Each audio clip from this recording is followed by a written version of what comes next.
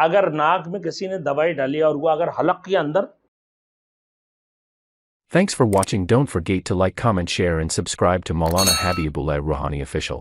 کہ ناک میں وہ لیتے ہیں کہ بینٹولین کہ سانس کی بیماری ہے، وہ ایک قسم کی دھواں کی جیسے اس کی اندر جاتا ہے، تو اگر وہ ناک میں لے یا حلق میں لے نا، ان صورتوں میں وہ بینٹولین ان کی روزہ فاسد ہو جائے گا.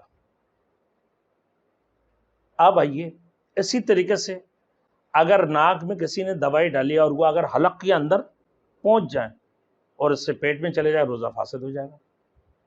اسی طریقے سے اگر کان میں کسی نے دوائی ڈالی ایک قطرہ نا، اب وہ کان میں تیل ڈالنے کی صورت میں اگر وہ حلق میں چلے جائے یا دماغ میں اس کی جانے کا خطرہ ہوتا ہے تو صورت میں روزہ ٹوٹے گا، اور اگر نہیں ہے تو روزہ نہیں ٹوٹے گا.